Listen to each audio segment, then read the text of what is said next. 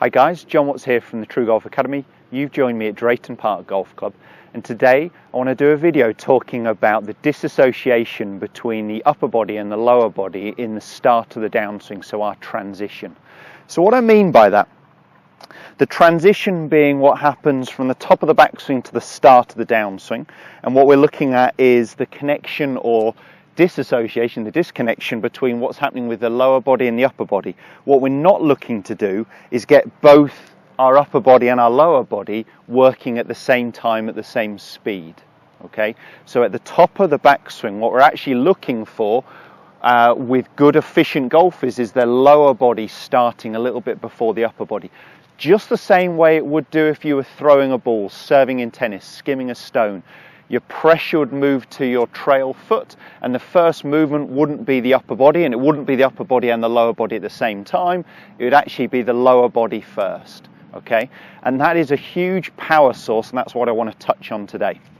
So what I've got here, I've just got a tour stick across my hips. You could just push that through your belt loops.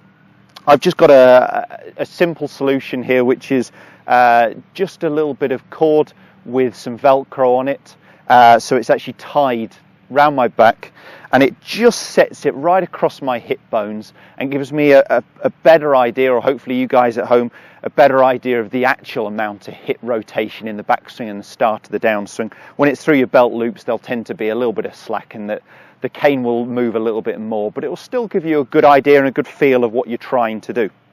So I've got a 7-iron, so I'm setting up to a ball.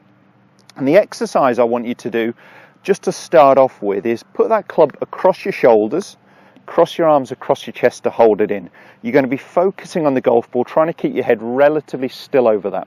And what I want you to do is go ahead and make me a backswing. And what I'm creating there is about 90 degrees of shoulder turn, and my hips have turned about 35 to 40 degrees. So I've got a gap between them. That's what we call X-factor stretch. So my gap between them, if we said this was 40 degrees of hip turn and 90 shoulder turn, is a 50-degree X-factor stretch. Okay, what we're trying to do as we start the downswing is increase that gap. So I'm making a shoulder turn of around 90, my hips about 40. If I can start my downswing with my lower body first, okay, my hips starting to open out towards the target, which really is being led by that lead knee as well, and I have done a video on the roll of the left knee and how that will help shallow out the downswing. I'll put a link to it in this video. Please check that out, as that has some real relevance to what we're talking about today. So what I did was there, I was 90 degrees of shoulder turn, 40 degrees, I'll get it right, of hip turn. As I start my downswing with my lower body there, the gap between my shoulders and my hips has increased. That X-factor stretch has gone from 50 degrees to more like 60 degrees. The bigger that gap between our upper body and lower body as we start the downswing in our transition, the more speed we're going to be able to generate through impact. And it's not wasted speed. We don't want high club head speeds here on the downswing, which is what tends to happen when someone gets too really trying to generate a lot of speed, a lot of power, too aggressive with their upper body rather than starting with their lower body first. One of the best in the world of this is Rory McIlroy. So with a drive, I heard his figures were 105 degrees of shoulder turn with only 45 degrees of hip turn.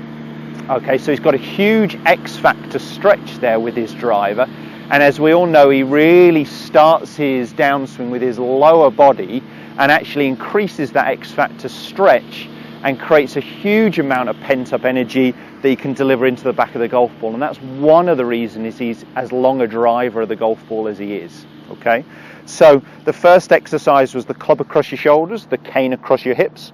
Wind up to the top of the backswing and try and start your downswing with the lower body first. Okay, the upper body won't catch up with the lower body until about 2 foot after impact. Okay, so at which point my hips are here around 30-35 degrees open, my shoulders will catch up and marry up with my hips after I've hit the golf ball.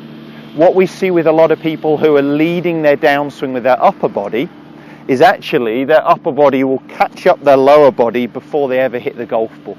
and it means they're generating the high speed here and actually slowing down into impact, so they're not as efficient. You can go ahead, if you push most of the cane towards the target side, you can go ahead and actually hit shots with that cane through there. So I'm just going to have a couple of rehearsals, wind up to the top of the backswing, try and start my downswing with my lower body first, and my upper body will be playing catch up.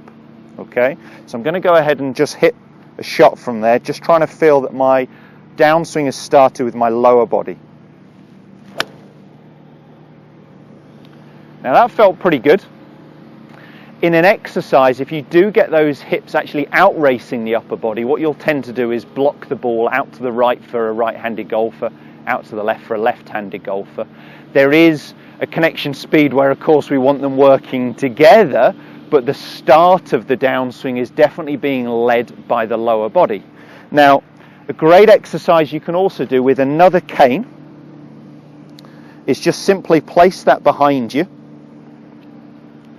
And what you're going to do, the further it is behind you, the harder this exercise is. And I would just start off by trying to hit a tee peg or the grass. So what I'm going to try and do is wind up to the top of the backswing, and I'm actually trying to hit this cane into this cane before I hit the tee peg. Once you've got used to that, go ahead and actually try it with a golf ball. So again, wind up to the top of the backswing and try and get this cane to hit that cane. I actually need that to be a little bit higher. But if I just push a head cover on the top, just try and make it a little bit taller. That's the one there. So wind up to the top of the backswing and try and get this cane to hit into that cane before I make contact with the ground, just to try and get that feeling of the lower body out racing the upper body. I would definitely get some feelings of over exaggerating initially in your practice if this is a fault of yours, where you're underusing the lower body.